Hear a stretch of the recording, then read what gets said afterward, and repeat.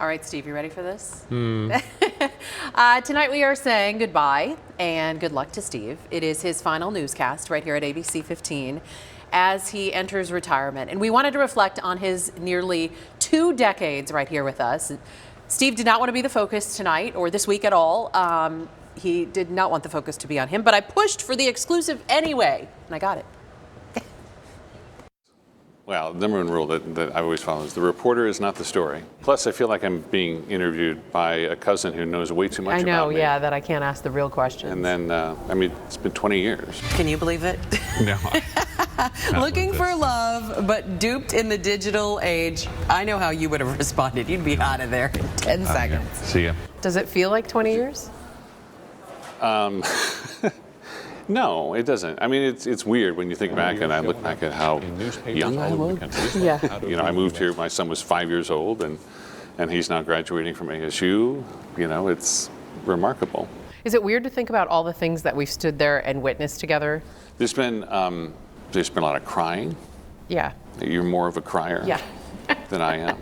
You've turned me into a crier. I'm sorry, you think? Well, I don't know what happened, because when I first came here, I was a hard-nosed, guy that, it was about news and being objective, and objective somehow meant detached.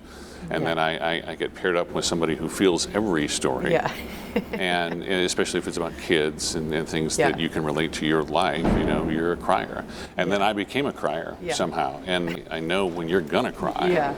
And I've just got to sort of slide in and, take over. Yeah. And, you approach your job with an empathy that I don't think most people have. Over the years, I think that one can be objective and fair and still care.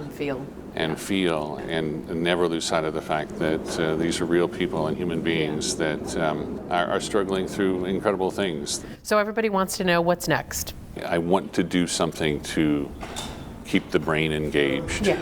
I think I will miss it a little bit, but I'll find some other outlet, whether that's a hobby or it's teaching or coaching or consulting or I'd love to do some voiceover work. What are you going to miss?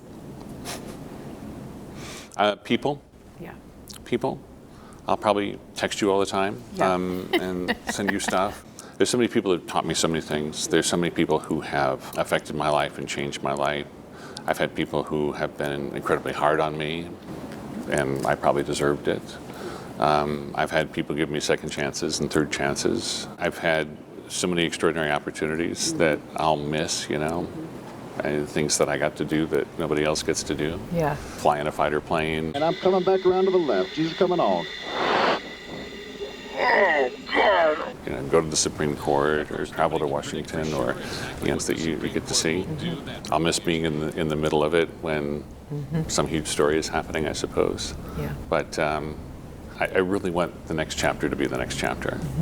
And to not miss it so much, to be firm in saying, I'm done with this chapter and I'm moving on. The most important thing to say, and I hope I say it a lot, is to just say thank you to everybody that I've had a chance to work with, everybody who has taught me things, put me in my place, and most importantly, the people who've watched, because I know there's a lot of people who have trusted us. It's a leap of faith to trust a reporter to tell your story and to trust somebody to tell you what's going on in your community and to go back to that person and rely on them all the time. Never lost sight of that responsibility, but I really appreciate all of the people who have trust in us. It's thing you should never forget when you do this job.